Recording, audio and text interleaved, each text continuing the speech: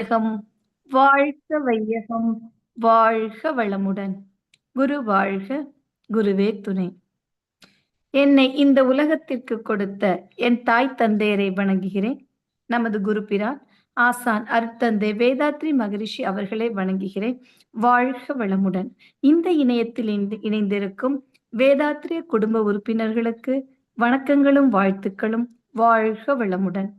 நல்லதொரு வாய்ப்பினை நல்கிய நார்வே டென்மார்க் மனவளக்கலை நிர்வாக உறுப்பினர்களுக்கு வணக்கங்கள், வாழ்த்துக்கள். வாழ்க வளமுடன். சிறப்பானதொரு வரவேற்புரை நல்கிய அருள்நிதி சுகந்தி அம்மா அவர்களுக்கும், ஆழமான தவத்தை அருமையாக வழிநடத்திய அருள்நிதி நகுலேஷ் ஐயா அவர்களுக்கும், நன்றியுரை வாழ்த்துரை வழங்க இருக்கும் அருள்நிதி நேசமலர் அம்மா அவர்களுக்கும், உலக நல வாழ்த்து பாடி நிறைவு செய்ய இருக்கும் அருள்நிதி பகீரதி அம்மா அவர்களுக்கும் வணக்கங்கள், வாழ்த்துக்கள். வாழ்க வளமுடன். மகானின் பெரிய கனவாகிய உலக சமாதானம் பற்றிய திட்டங்கள் நமக்கு கொடுத்திருக்கிறார்கள். அந்த வகையிலே இந்த மாதம் முழுவதும் அதை பற்றி சிந்தித்துக் கொண்டிருக்கிறோம். உலக சமாதான திட்டத்தில் மகான் கொடுத்த நில உலகுக்கோர் ஆட்சி அப்படின்ற தலைப்புல இன்றைக்கு நாம் சிந்திக்க இருக்கிறோம். ஆதி மனிதனோட வாழ்க்கை எப்படி தொடங்கியது? உழைத்து விவசாயம் செய்து குழுக்களாக வாழ்ந்தார்கள். அறிவாலும் உடல் உழைப்பு செய்தும் பொருட்களை உற்பத்தி செய்து வாழ்க்கை வளங்களை சேர்த்து வைத்து கொண்டே இருந்தான் ஆதி மனிதன். இப்படி காலம் செல்ல செல்ல என்ன நடந்துச்சு அப்படின்னா, ஒரு குறிப்பிட்ட காலத்தை தான் சேமித்து வைத்தவத்தை ஒரு எல்லை கட்டி கொண்டு அதற்கு உள்ளாக வாழத் தொடங்கினான். எல்லை கட்டி கொண்டு ஒரு குறிப்பிட்ட குழுவோ ஒரு சமுதாயமோ ஒரு கூட்டமாக வாழ்ந்துட்டு இருக்கும் பொழுது எதிரில் இருக்கும் அந்த ஒரு குழுக்கள் அவர்களிடம் இருக்கிற அந்த பேராசை காரணமாக, அந்த பேராசையை ஏற்படுது அப்படின்னா, அறிவோட வளர்ச்சி அவங்களுக்கு சற்று குறைவாக இருக்க பொழுது அவர்களோட செயல்கள் ஒரு தரமான செயலாக இருக்காது. அந்த செயல்னால அவங்க என்ன பண்ணாங்கன்னா, எதிரில் இருக்கிற அந்த அன்பர்களுக்கு, அந்த குழுக்களுக்கு, அந்த கூட்டத்துக்கு துன்பம் விளைவித்தார்கள். இந்த துன்பம் விளைவிக்கும் இந்த செயலை என்ன சொல்லிட்டாங்க அப்படின்னா, அவர்களை குற்றவாளிகள் அப்படின்னு சொல்லிட்டாங்க. அந்த வலுவான சமுதாயத்துல இருக்கிறவங்க அந்த அறியாமையினால செயல் செய்யறோம் அந்த எதிராளிகளை பார்த்து, எதிர் பக்கத்துல இருக்க அந்த கூட்டத்தை பார்த்து குற்றவாளிகள் அப்படின்னு சொன்னாங்க. அந்த குற்றவாளிகளுக்கு நம் மகான் என்ன டெஃபினிஷன் கொடுத்திருக்காங்கன்னு பார்ப்போம். அருள் தொண்டு அப்படின்ற பாடல் தலைப்பின் கீழாக கொடுக்கப்பட்டது. குற்றவாளி பாவியன்று யாரும் இல்லை உலகினில், குறைகளுக்கு காரணமோ பழைய சமுதாயம், கற்றிடுவோம் புதிய கல்வி, கருத்து உயர்த்தி மேலாம் கடமைகளை சிந்தித்து செயலாற்றி உய்வோம், உற்ற செல்வம் உடல் உழைப்பு அறிவு இவை கொண்டு உலகுக்கு உதவி அருள தொண்டாற்றி மகிழ்வோம், மற்றவரை எதிர்பார்த்தல் கையேந்தல் வேண்டாம், மதிநிதியாம் இறைவனை நம் மனத்தடியில் தேர்வோம். மகான் குற்றவாளி அப்படின்றது யாருமே கிடையாது. சரியான அந்த அறிவு இல்லாமல் உடல் உழைப்பு செய்து தன்னுடைய வாழ்க்கை தேவைகளை ஈட்ட முடியாம எதிர்வினை செயலாடுபவர்கள் தான் குற்றவாளி என்று சொல்கிறோம். ஆனால் அறிவில் நாம் உயர்ந்து நம்முடைய நாம் செய்து நமக்கு தேவையான செல்வத்தை பெற்ற போது மற்றவற்றை அடுத்தவர்களுக்கு கொடுத்தும் அந்த வாழ்க்கை தான் உயர்வான வாழ்க்கை. அந்த வாழ்க்கையை நாம் செய்யும் பொழுது, இறைவனை மனதில் கொண்டு அந்த செய்யும் பொழுது அந்த வாழ்க்கை நமக்கும் மற்றவர்களுக்கும் சிறப்பாக இருக்கும். இந்த குற்றவாளிகள் ஏன் உருவாகுறாங்க அப்படின்னு நம்ம பார்த்தோம்னா, அவர்களுக்குள்ளாக 2 விதமான ஒரு மனநிலை வருது. ஒன்று என்ன நடக்குது? தடுமாற்றம் நடக்கிறது. தடுமாற்றம் அப்படின்னா, இது செய்யறது தப்புன்னு தெரியுது, அது செய்ய முடியாம இது செய்யணும், என்னோட கடமையில இதை செய்யணும், இது செய்யாம இருக்கிறது தப்புன்னு தெரிஞ்சிட்டு ஆனா செய்ய முடியாமல் சில நேரங்களில் நாம் தடிக்கு விழுகிறோம். தடமாற்றம் அப்படின்னா எங்கும் ஒரு குறிப்பே இல்லாம ஒரு இலக்கே இல்லாம நம்ம சென்றுட்டு இருக்கிறோம். அந்த நேரங்கள்ல சில தடங்கல்கள் வரும். அந்த தடங்களை நம்மளால ஃபேஸ் பண்ண முடியாம நாம் எடுக்கிற அந்த தவறான முடிவு தடமாற்றம்.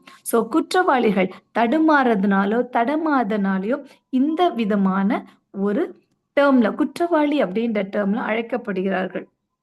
இதற்கு என்ன செய்தார்கள்? ஒரு தண்டனை கொடுத்து, முன்னாடியெல்லாம் தண்டனை எப்படி இருக்கும்? அவங்க உணர்ந்து, தெரிந்து ஒரு குறிப்பிட்ட ஒரு பெரியோர்களால அவர்கள் நல்வழிப்படுத்து, அந்த குற்றத்தை அவங்க உணர்ந்து, தெரியாமல் செய்து விட்டோம் அப்படின்றத உணர்ந்து, அந்த கல்வியை குடுத்துட்டு, அதுக்கப்புறம் அவங்கள் தன்னோட இயல்பான வாழ்க்கைக்கு வாழும் பொழுது, எல்லா மக்களும் அமைதியோடு இருந்தாங்க. ரொம்ப இனிமையோடு, இணக்கமாக இருந்தாங்க.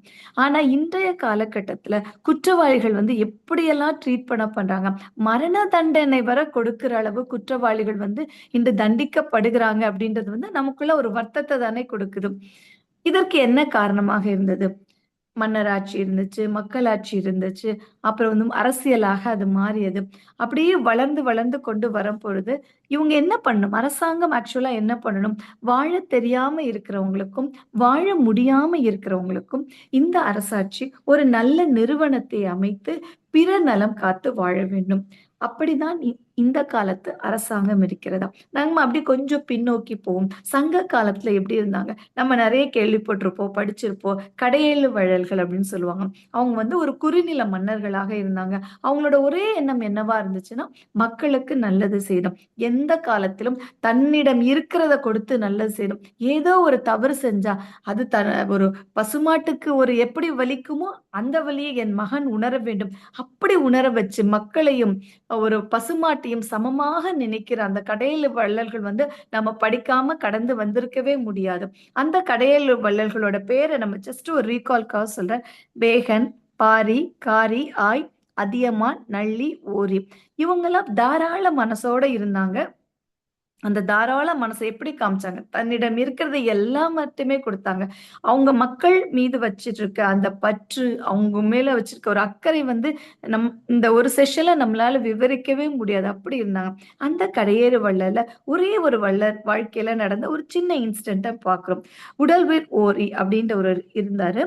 அவர் கொல்லிமலையை ஆண்ட ஒரு குறுநில மன்னன். அவருக்கு இசை மேல ரொம்ப ஒரு நாட்டம் இருக்குமா எப்போதுமே. ஸோ அங்கு வாழ்ந்த மக்கள் பாணர்கள் அப்படின்ற அந்த இசைய இசைச்சிருக்காங்க. அவங்களோட ஒரு வழி வழியா வந்த இசைய அந்த இசைச்சிருக்காங்க. இதை கேட்ட அந்த மன்னன் என்ன பண்ணார், அப்படியே அந்த இசையில மயங்கி என்ன பரிசு குடுத்திருப்பாரு.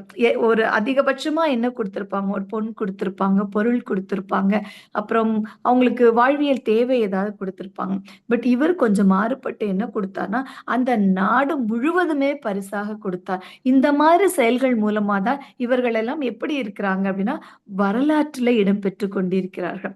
அப்படியெல்லாம் கடந்து கொஞ்சம் காலம் மாற மாற என்ன ஆச்சு? மக்களிடம் என்ன காலம் மாற்றத்தால் கேபிட்டலிசம், சோஷியலிசம், கம்யூனிசம் அப்படி மாறிக்கிட்டே இருந்துச்சு. எந்த மாற்றம் வந்தாலும் அந்த மாற்றத்தோட முதல் நோக்கம் என்னவாக இருக்கும் அப்படின்னா, மக்களுடைய நலன் காத்து கடைநிலை ஊழியர் முதல் முதல் நிலை மன்னர் வரை சிறப்பாக வாழ வேண்டும். இதைதான் வள்ளுவம் எப்படி சொல்கிறது?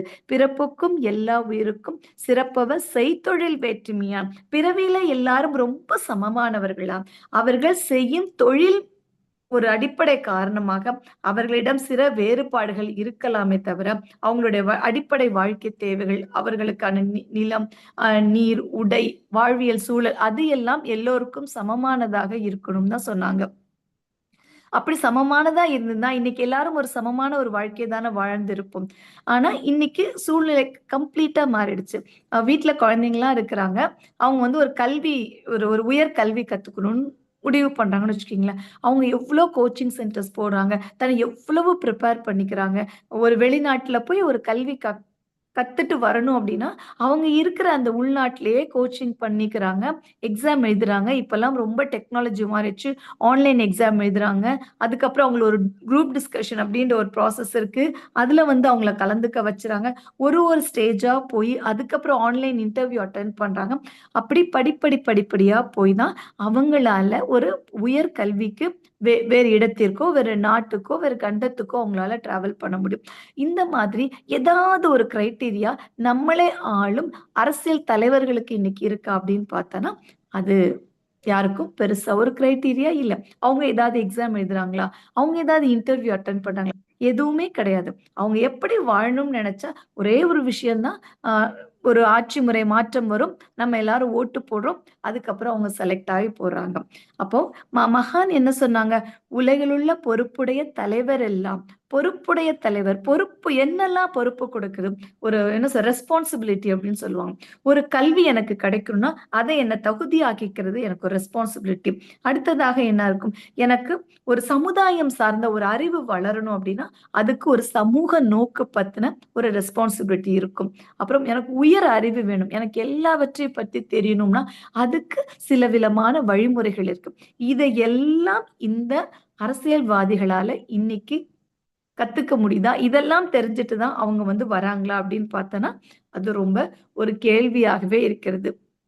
ஒருவேளை இதெல்லாம் கத்துக்கிட்டு வந்தாங்கன்னா, "உயிரறிவே உள்ளுணர்வாய் உணர்தல் வேண்டும்" அப்படின்னு மகான் சொன்ன அந்த அந்த வரிகளுக்கு அங்க தகுதியாக இருக்கிறார்கள். நெறைய மாஸ்டர்ஸ் இருக்கிறாங்க. ரொம்ப பெரியவங்க, கல்வியில சிறந்தவங்க, அறிஞர்கள்லாம் இருக்கிறாங்க. எத்தன சமுதாயத்துல, எத்தன நாட்ல ஸ்பிரிச்சுவல் மாஸ்டர் அப்படின்ற ஒரு மாஸ்டர் இருக்கிறாங்களா? அப்படின்னா, உண்மையாலுமே இருக்கிறாங்களா? அப்படின்னு நாமெல்லாம் தேடி கண்டுபிடிக்கிற சூழ்நிலையில இருக்க வேண்டியிருக்கும். உலக மக்கள் எப்படி இருந்தாங்க? இந்த ஆட்சி மாற்றம், இந்த சரியான தலைவர்கள் இல்லாதனால என்ன நடந்துட்டு இருக்கு? இந்த நிமிஷம் என்ன நடந்திருக்கு? கடந்த மார்ச் 1ஆம் தேதியிலிருந்து என்ன நடந்துட்டு இருக்கு?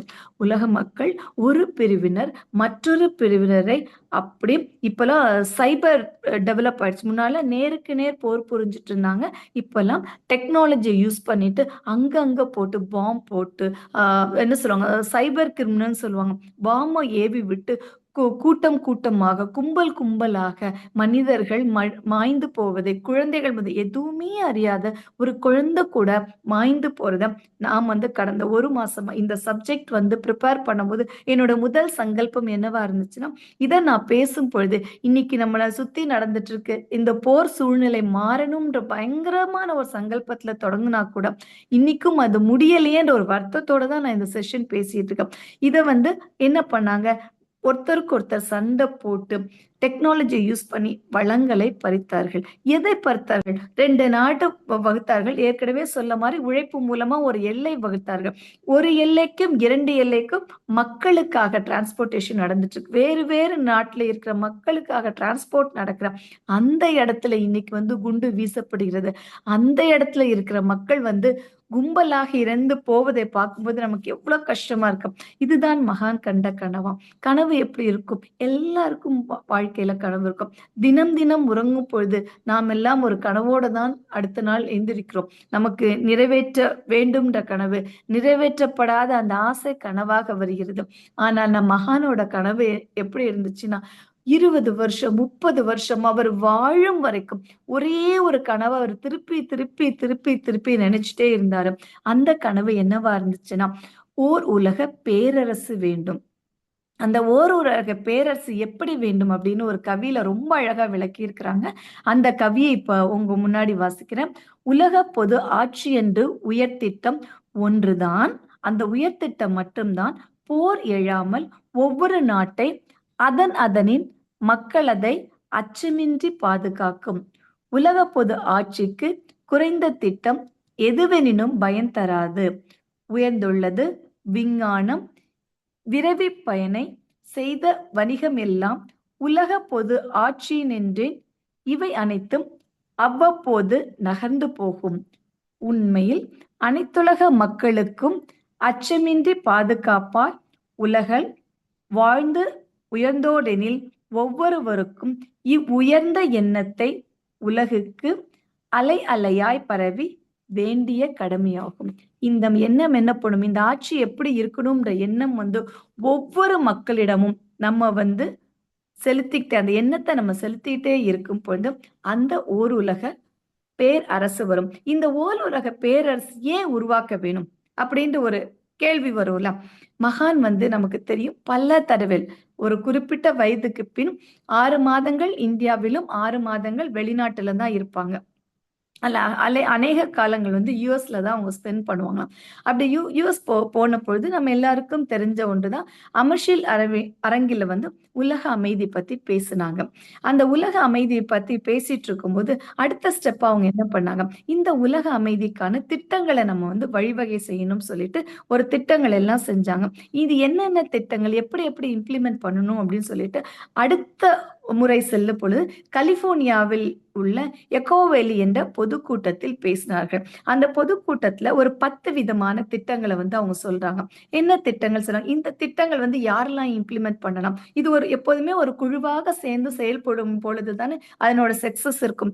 நிறைய பேர் இப்போ மார்க்கெட்டிங் ஃபீல்ட்ல இருக்கிறவங்க சொல்லுவாங்க, ஒரு விஷயம் நடக்கணும், சப்போஸ் ஒரு குறிப்பிட்ட டார்கெட் அச்சீவ் பண்ணணும் அப்படின்னா அவங்க கேட்பாங்க, எவ்வளவு நேரம் நீங்க பிளான் பண்ணுவீங்க, எவ்வளவு நேரம் நீங்க போட்ட அந்த திட்டம் நடைபெறுவதற்காக நீங்க உழைப்பீங்க அப்படின்னா, ஒரு 100 மணி நேரம் நம்ம சராசரியா எடுத்துக்கோன்னு வச்சுக்கோங்க. ஒரு திட்டம் முழுவதுமா நடைபெறுவதற்கு 100 மணி நேரம் அப்படின்னா, அதனோட உண்மையான இது என்னன்னா 90 மணி நேரம் அதை எப்படி செயல்படுத்தணும் அப்படின்னு சிந்திச்சு ஒரு ஒர்க் பிளான் ரெடி பண்ணுவாங்க, ஒரு ஒர்க் ஷீட் ரெடி பண்ணுவாங்க.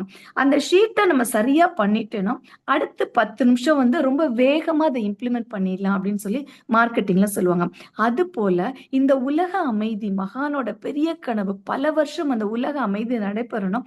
மகான் சில தீர்மானங்களை யோசித்து யோசித்து சிந்தித்து ஒரு நாளும் தவம் பண்ணி வாழ்த்தி சில திட்டங்களை அவங்க ரெடி பண்ணாங்க. அதை ஒரு 10 திட்டங்கள் ரொம்ப சிம்பிளா நம்ம பார்க்க போறோம். அந்த முதல் தீர்மானம் என்ன, இது ஃபர்ஸ்ட் அமையணும் அப்படின்னு பார்த்தோம்னா அறிஞர்கள் இருக்கணும், அறிவுத்திறனில் உயர்ந்து இருக்கணும். அந்த அறிவுத்திறனில் உயர்ந்தவங்களோட எண்ணம் என்னவா இருக்கணும், உலக பொது நோக்காக இருக்கணும். அந்த உலக பொது நோக்கான மக்கள் என்ன பண்ணுவாங்கன்னா, முதல் திட்டம் என்ன இம்ப்ளிமெண்ட் பண்ணணும்னா, உலக மக்கள் சம உரிமை, சம பிரதிநிதித்துவம், எல்லா நாடுகளுக்கும் இணைந்த ஒரு பேரரசு, எல்லா நாட்டுக்கும் ஒரே ரூல் இருக்கிற ஒரு பேரரசு. ஒரு அரசு நிர்ணயம் பண்றதே ரொம்ப கஷ்டம். ரொம்ப இயல்பா ஒரு குடும்பத்துல ஒரு 5 பேர் இருக்கிறோம்னு வச்சுக்கீங்களேன், ஒரு முடிவு எடுக்கிறோம். ஒரு சிம்பிள் ஒரு பெயிண்டிங் பண்ணா கூட ஒருத்தருக்கு ஒரு விதமான 5 பேருக்குமான ஒரு வியூ இருக்கும். அது அப்படியே விரிஞ்சு வருது. ஒரு ஒரு ஸ்டேட் ஆகுது, ஒரு நாடு ஆகுது. அப்ப எவ்வளவு வித்தியாசமான ஒப்பீனியன் இருக்கும். ஆனா இந்த உலக பேரரசு அப்படின்றது ஒரே ஆல் அண்டர் ஒன் ரூஃப். ஒரே திட்டத்துக்குள்ள எல்லாரும் வரணும்னா அது யாரால் சாத்தியமாக முடியும்? அறிவில் உயர்ந்தவர்களால் மட்டுமே இது சாத்தியமாக முடியும். இந்த திட்டத்தை நம்ம இம்ப்ளிமெண்ட் பண்ண செயல்படுத்திட்டோம் அப்படின்னா அடுத்தடுத்து வர்ற அந்த தீர்மானங்கள் ரொம்ப ஈஸியா இருக்கும். அடுத்ததாக சொல்ற விஷயம்னா உலக பொது ஜனநாயக சட்டமன்றம். அதாவது சராசரியாக 1 கோடி மக்களுக்கு ஒரு பிரதிநிதி இருக்கணும். அந்த பிரதிநிதி என்ன இருக்கும், மக்களுக்கான தேவைகளை சரியான இடத்துல அவங்க போய் ரெப்ரசன்ட் பண்ணி யுனைடெட் நேஷன்ஸ்ல போய் என்னுடைய நாட்டுக்கு இது தேவை, என்னுடைய மக்களுக்கு இது தேவை அப்படின்னா, அப்போ அந்த கோடியில ஒருத்தர் எப்படி இருக்கணும், ரொம்ப ஒரு சரியான மனிதரா இருக்கும். அந்த மனிதருக்கு மனிதநேயம் மட்டும் இல்லாமல் ஆன்மீக அறிவும் சேர்ந்து இருந்தா அவங்க சொல்ல வர விஷயத்தை சரியா சொல்ல முடியும்.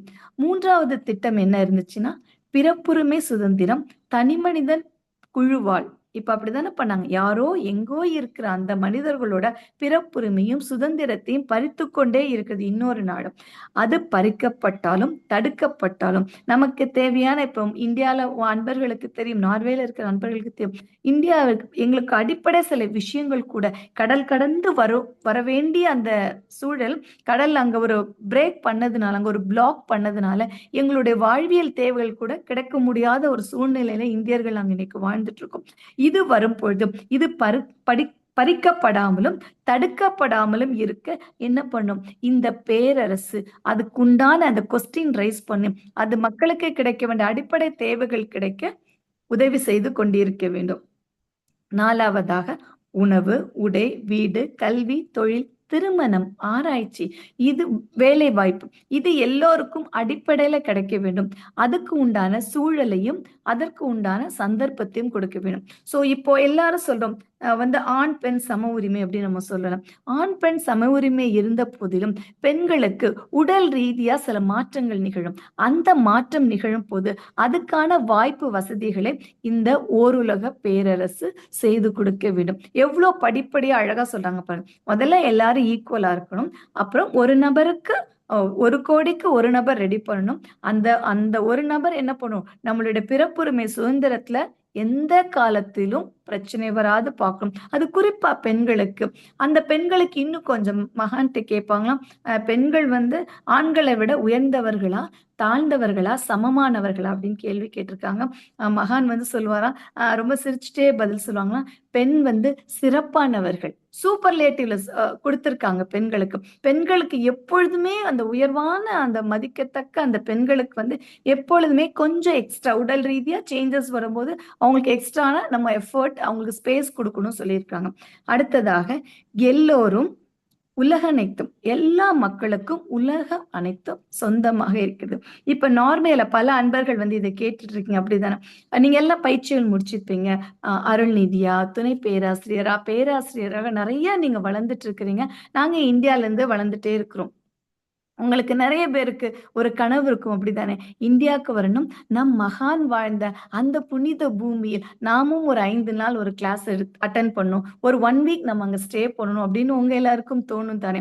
இது எப்படி சாத்தியமாகும்? பிராக்டிகலா இப்ப வரணும்னா நெறைய ப்ராசஸ் இருக்கு. விசா எடுத்து நீங்க இந்தியா வந்துட்டு இந்தியாலருந்து நீங்க டிராவல் பண்ணி ரீச் பண்ணணும். ஸோ நெறைய நீங்க கிராஸ் பண்ணி வரணும். அப்படி இல்லாம ஒரு எளிமையா இப்ப நாங்க நினைத்தா இன்னைக்கு நைட்டு கிளம்புனோம்னா நாளைக்கு மார்னிங் ஆழியா ரீச் பண்ற மாரி சூழ்நிலை உங்களுக்கும் அமைஞ்சிருந்துச்சுன்னா, அது உங்களோட பெரிய கனவா தானே இருக்கும். நெறைய பேர் வந்திருப்பீங்க. ஒரு சிலர் வராம கூட இருக்கலாம். அப்ப இது எப்படி சாத்தியமாகும்? எல்லோருக்கும் உலகனைத்து எப்பொழுதும் எல்லாருக்கும் சொந்தமாகிறதோ, அப்போ எல்லாரோட கனவும் வந்து சாத்தியமாகும். இப்போ என்னதான் பழகுனாலும், அவங்களுக்குள்ள என்ன வேறுபாடு இருக்கு? மொழி வேறுபாடு இருக்கு, கலாச்சார வேறுபாடு இருக்கு, உணவு பழக்க வேறுபாடு இருக்கு. இதெல்லாம் இந்த ஓருலக பேரரசுக்குள்ள நம்ம கொண்டு வந்துட்டோம் அப்படின்னா, இது பல மாற்றங்களை கொடுக்கும். எப்படியெல்லாம் மாற்றம் கொடுக்கும்? நல்ல கல்வி கற்ற மாணவர்கள் எங்க வேணாலும் போய் கல்வி கத்துக்கலாம். நல்லா கத்துக்கிட்டாங்க. ஒரு தொழில்ல முன்னேறிட்டாங்க. இந்த தொழில என்ன பண்ணலாம்? மற்ற நாடுகளுக்கு கொண்டு போய் ஈஸியா அவங்கள ரீச் பண்ண வைக்கலாம். அடுத்ததாக அப்புறம் ஒரு வேலை வாய்ப்பு கிடைக்குது. ஒரு ஒரு கம்பெனி ஓப்பன் பண்ணணும். இந்தியாவுல இதுல ஒரு சக்சஸ் குடுத்திருக்குன்னா, இதே கம்பெனி அப்படியே எடுத்துட்டு போய் இந்த மாடல் எடுத்துட்டு போய் நார்வேக்குள்ள ஒரு கம்பெனி ஸ்டார்ட் பண்றோம்னு வச்சுக்கீங்க. அங்குள்ள மக்களுக்கு வேலை வாய்ப்பு கிடைக்கும். ஸோ இது எல்லாமே எப்போ சாத்தியமாகும் அப்படின்னு பார்த்தோன்னா, இந்த உலக அரசு அப்படின்றது வந்து நம்ம டெய்லி லைஃப்ல நமக்கு அந்த ஃப்ரீடம் குடுத்து வரட்டும். அடுத்து எந்த அரசாங்கம் சப்போஸ் இதுக்கு கீழ இருக்கிற ஒரு குறிப்பிட்ட அரசாங்கம் வந்து தன்னுடைய கடமையை வந்து செய்ய தவறினாலோ, இல்ல ஒரு தவறான வழியில தகுதியற்றதாக இருந்தாலோ, இந்த ஓருலக பேராட்சியில உள்ள அந்த நிர்வாகிகள் என்ன பண்ணலாம்னா, நீங்கள் இந்த விதமாக செய்வதை விட எல்லாருமே ஒரு அறியாமையில தானே அத செய்றாங்க.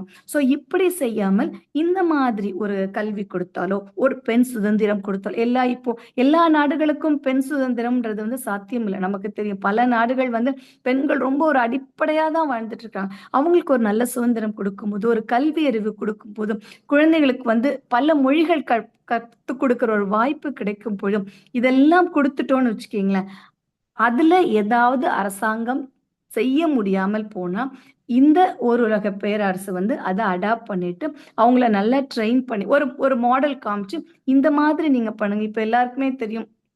மகானோட திட்டத்துல வந்து ரொம்ப முக்கியமான திட்டம் வில்லேஜ் பிளான் சொல்லுவாங்க.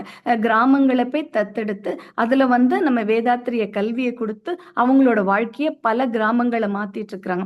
அதுபோல பல நகரங்கள மாற்றலாம், பல நாடுகள மாற்றலாம். அங்க எடுத்த சின்ன சின்ன தவறுகளை சரி செய்து, மீண்டும் இதுல மகானோட பெரிய கனவ நீங்க மீண்டும் அதே ஆட்சியாளரிடம் ஒப்படைச்சுக்க போறோம். ஒரு 1 வருஷமோ, 2 வருஷமோ அவங்கள சரி செஞ்சுட்டு, அந்த மக்களிடம் ஒப்படைத்து விட்டு வரும் பொழுது, அந்த நாடு இன்னும் வளர்ந்து அந்த அரசாங்கம் இன்னும் மாற்றத்தை கொண்டு வர முடியும் அப்படின்னு வந்து மகான் சொல்றாங்க.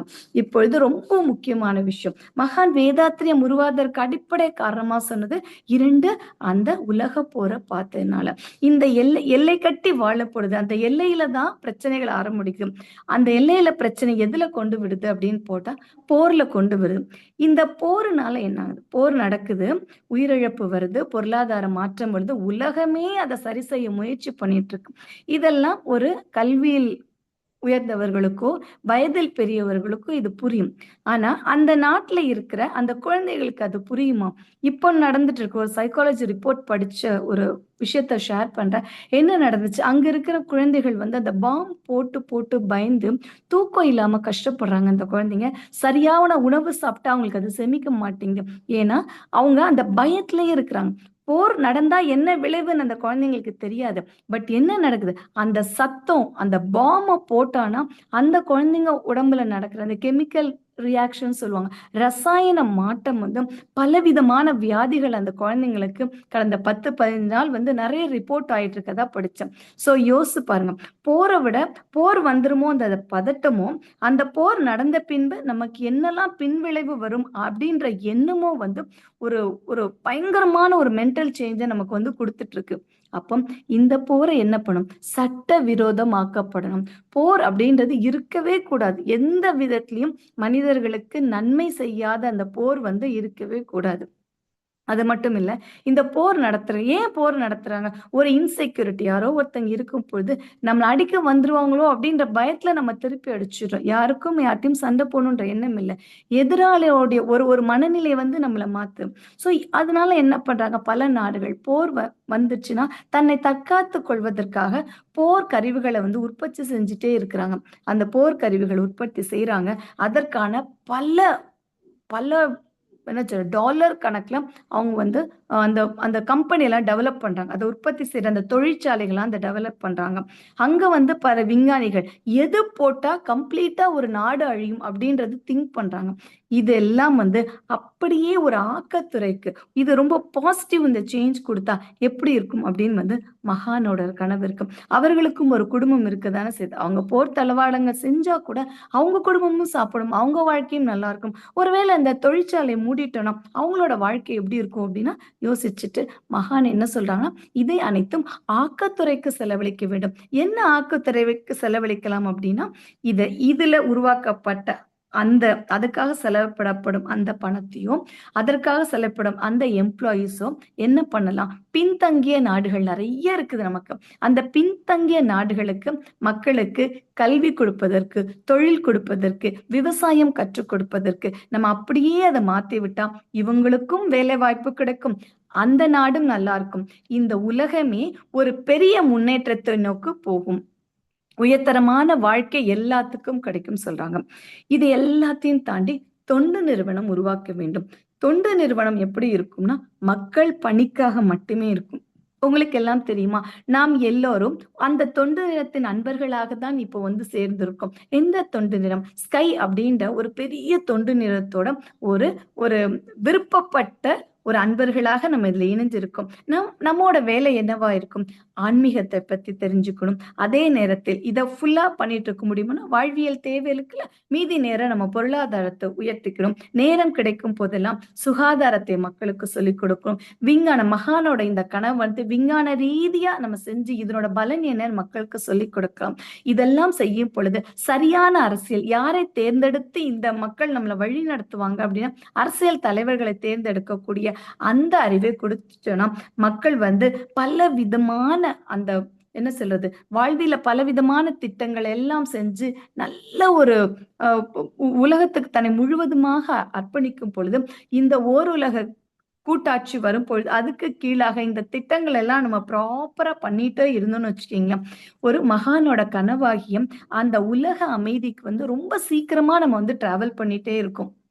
ஒரு புல்லு வைக்கிறோம், தண்ணி ஊத்துறோம். ஒரு மூங்கில் மரம் வைக்கிறோம், தண்ணி ஊத்துறோம். புல்லு வந்து சீக்கிரமா வந்துரும். சீக்கிரம் பலன் கொடுத்துரும். கொஞ்ச காலம். பட் மூங்கில் அப்படி இருக்கும். 5 வருடம், 10 வருடம் அப்புறம் தான் நமக்கு பலன் கொடுக்கும். அதுபோல தான் நாம இப்ப எல்லாரும் என்ன பண்றோம்? வேதாத்திரியத்தோட அந்த உலக சமாதானத்துக்கு வந்து தண்ணி ஊத்திட்டே இருக்கும். உடனே நடக்காட்டாலும் கொஞ்ச காலம் நம்ம செஞ்சு பார்க்கும்போது, அது பல விதமான மாற்றங்கள். அந்த அ உலகத்துக்கே மாற்றம் குடுக்குற அந்த மாற்றங்கள நமக்கு வந்து குடுத்துட்டே இருக்கும். புல்லாங்குழல் யோசிச்சு பாருங்க. அது மூலமா வர அந்த அந்த சத்தமே நமக்கு மன அமைதி எப்படி கொடுக்கும். ஒரு காலேஜ்ல நடந்த ஒரு விஷயம். உலக அமைதி பற்றி ஒரு பிக்சர் வேணும்னு கேட்டிருக்காங்க. எல்லாரும் விதவிதமான படம் வரைஞ்சிருக்காங்க. அமைதி அப்படின்னா நமக்கு என்ன தோணும்? ஒரு அமைதியான நீரோடை, ஒரு அமைதியான ஒரு சூழல், ஒரு அமைதியான ஒரு இல்லம் அப்படித்தானே இருக்கும். ஆனா ஒரு அன்பருக்கு அதெல்லாம் படத்தை எல்லாம் பண்றாங்க. ஒரு 500 பேர் அந்த காம்படிஷன் கலந்தாங்க. அப்படியே குறைச்சு 2 பேரோட படம் இருந்துச்சு. அதுல வந்து ரொம்ப ஒரு நீரோடை இருந்துச்சு. அங்க ஒரு புத்திஸ்ட் மாங்க் வந்து தியானம் பண்ணிட்டு இருக்கிறாங்க. இந்த பக்கம் பார்த்தனா பறவைகள் எல்லாம் கூட்டுல அமைதியா உட்கார்ந்துருக்கு. இப்படி ஒரு படம். இன்னொரு படம்னா ஒரு ஆற்று அப்படியே சலசலன்னு சத்தம் கேட்டுட்டே இருக்கான். மின்னல் ரொம்ப அடிச்சுட்டே இருக்குது. இந்த 2 படத்தையும் பார்த்துட்டு, இறுதி முடிவு ஒருத்தர் தானே இப்படி பார்த்துட்டே இருக்கிறாங்க. சரி இந்த ரொம்ப அமைதியான தானே, அமைதி தானே இதுக்கு பரிசு குடுக்கலாம் அப்படின்னு முடிவு பண்ணிட்டாங்க. பட் அந்த நேரத்தில் அந்த அன்பருக்கு ஏதோ தோண்டி இந்த படத்த திருப்பி பார்த்திருக்காரு. அந்த சத்தம் கேட்கிற அந்த படத்த திருப்பி பார்த்திருக்காரு. அத பார்க்கும்போது ரொம்ப கூர்ந்து, கூர்ந்து, கூர்ந்து கவனிக்கும் பொழுது, அந்த நிலையிலும், அந்த மழை பெஞ்சுட்டு இருக்க அந்த நிலையிலும் ஒரு மரம் இருக்குது. அந்த மரத்துல ஒரு குருவி வந்து தன்னுடைய குஞ்சுக்கு வந்து சாப்பாடு ஊட்டிட்டு இருக்கறத அத பார்க்கிறாரு. சோ அவருக்கு வந்து அதாவது என்ன நடந்தாலும் பரவால்ல. அப்போ நான் அமைதியா இருக்கிறது தான் பெரிய விஷயம். எல்லாமே அமைதியான இருக்க சூழ்நிலையில வந்து அமைதியா இருக்கிறது பெரிய விஷயம் இல்ல அப்படின்றத அவர் உணர்றாரு. அதுபோல் தான் நண்பர்கள் நமக்கு. இன்னைக்கு நம்மள சுத்தி ரொம்ப ஒரு ஹார்டான சூழ்நிலையில தான் நம்ம இருக்கோம். எல்லாமே அமைதியா இருக்கும்னு சொல்ல முடியாது. இந்த போர் அப்படியே தொடர்ந்துட்டே இருந்துச்சுன்னா நமக்கு என்ன நடக்கும்னு சொல்ல முடியாது. பட் நமக்குள்ளாக நாம எல்லாம் பயந்து ஒரு கூட்டுல தான் வாழ்ந்துட்டு இருக்கோம். அந்த கூட்டில் நம்மை தேடி வந்து மகான் நமக்கு வேதாத்திரிய கல்வியை கொடுத்து கொண்டே இருக்கிறார். சோ இந்த சூழ்நிலையிலும் இந்த பயிற்சிகளை நாம் தவறாது செய்து கொண்டிருக்கும் போது தினமும் இரவு உறங்கும் பொழுதும் நான் வந்து தவறாது காயக்கல்ப பயிற்சி செய்வேன், உடற்பயிற்சி செய்வேன், அகத்தவம் அகத்தாய்வு செய்து கொண்டிருப்பேன் அப்படின்ற எண்ணத்தோடு இருக்கும் பொழுது அந்த அந்த உணவிதான் வேதாத்திரி நமக்கு தினந்தோறும் கொடுத்து கொண்டே இருக்கிறது. அதை நாம் வாங்கி கொண்டு ஒரு மகானோட கனவாகிய அந்த நில உலகுக்கோர் அந்த ஆட்சி வரும் பொழுது அது கூடிய சீக்கிரம் வரும். அதற்கு நம்மால் ஆன உதவி செய்து தொண்டாற்றி இன்பம் காண்போம். நல்லதொரு வாய்ப்புக்கு நன்றி. வாழ்க வளமுடன், வாழ்க வளமுடன், வாழ்க வளமுடன்.